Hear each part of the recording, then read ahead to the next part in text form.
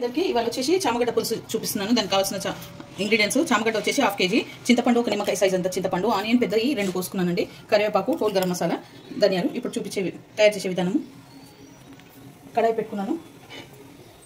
ఒక పావున్నర నూనె పోసుకోవాలండి. నూనె పోసుకొని ఇప్పుడు ఇవన్నీ ఎంచుకోవాలి. ఆనియన్ వేసేసుకోవాలి. ధనియాలు ఒక 2 స్పూన్లు ధనియాలు వేసుకోవాలి. ఒక స్పూన్ జీలకర్ర వేసుకోవాలి. ఒక స్పూన్ మిరియాలు కొన్ని కలుపుకోవాలండి. హోల్ గరం మసాలా కూడా వేసేస్తున్నాను దీంట్లోనే. కొబ్బరి కూడా సగం కొబ్బరి ముక్క తీసుకున్నానండి. సగం కొబ్బరి ముక్క కూడా వేసేస్తున్నాను.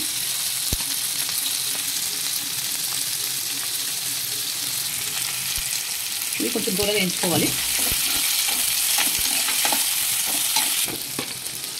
2 చెంచాలు ఉప్పు వేసుకుంటున్నానండి ఇప్పుడే. దీంట్లో అన్ని మసాలాలు వేసేసుకోవాలి. ఇప్పుడే సగం చెంచా పసుపు వేసుకుంటున్నాను. వేసుకొని బాగా కలుపుకోవాలి.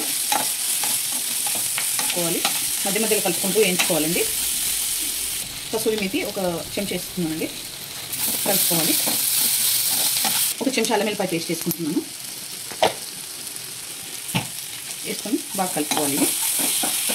ఓకే అండి, ఇది వేగింది. ఇక దించుకోవాలి. దించుకొని ఒక 5 minutes చల్లారినాక మిక్సీకి వేసుకోవాలి. కారం మిక్సీలో వేసుకుంటానండి. ఇప్పుడు వేస్తే నల్లగా అయిపోతుంది కారం, సో అందుకని మిక్సీలో వేసి పేస్ట్ చేసుకోవాలి. ఇప్పుడు తయారు చేసే విధానం అండి: కడాయి పెట్టుకున్నాను. దీంట్లో ఒక 3 spoons ఆయిల్ పోసుకుంటున్నాను.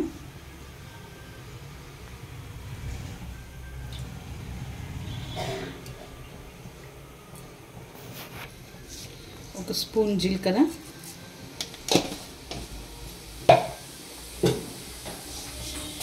ఒక స్పూన్ ఆవాలు వేసుకోవాలి.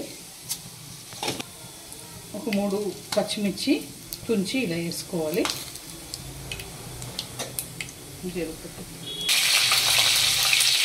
ఇలా వేసేసుకోవాలి తుంచి. ఇప్పుడు ఈ పేస్ట్ వేసేసుకోవాలి మొత్తము.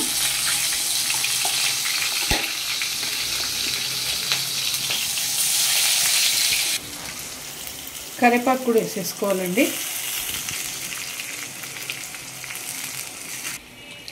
చింతపండు ఇలా పిసుకొని వేసుకోవాలండి.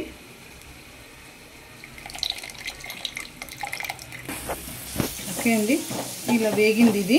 ఇప్పుడు చింతపండు రసము, ఇదంతా చింతపండు రసం అండి. చింతపండు రసం పోసుకుంటున్నాను దీంట్లో. ఉంటున్నాను.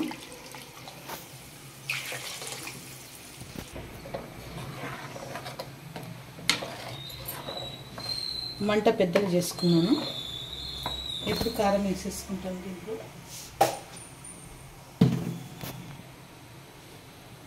2 స్పూన్ల కారం వేసుకుంటున్నాను.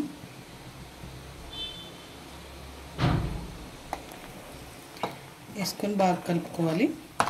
గ్లాస్ వాటరు ఇందాక 1/2 గ్లాస్ పోసుకున్నాను. ఇప్పుడు గ్లాస్ పోసుకుంటున్నాను.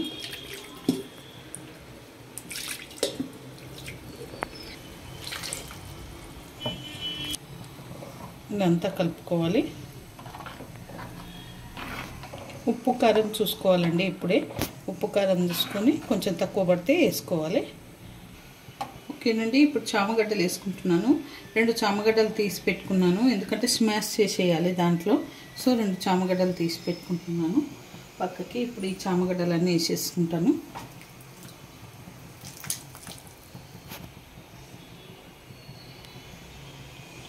స్మాష్ చేసి వేసుకుంటాను.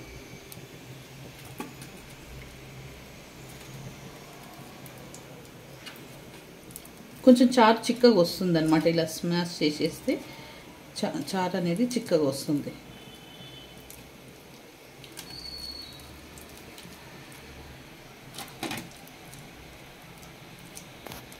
ఇలా స్మాష్ చేసిందంతా వేసేస్తున్నాను.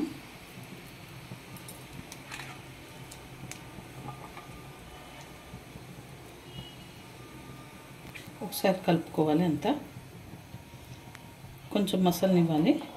మసిలినాక కొత్తిమీర వేసుకొని దించుకుంటే అయిపోతుంది. ఈ కర్రీ అయిపోయింది. కొత్తిమీర వేస్తున్నాను. ఇప్పుడు కొత్తిమీర వేసి దించేసుకోవడమే.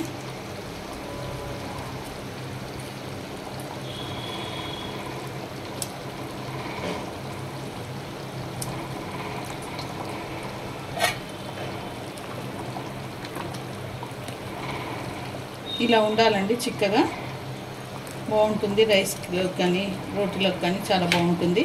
ఓకేనండి, ఈ వీడియో కనుక నచ్చితే లైక్ చేయండి, షేర్ చేయండి, కామెంట్ చేయండి, సబ్స్క్రైబ్ చేయండి. చాలా బాగుంటుంది, మీరు కూడా ట్రై చేయండి.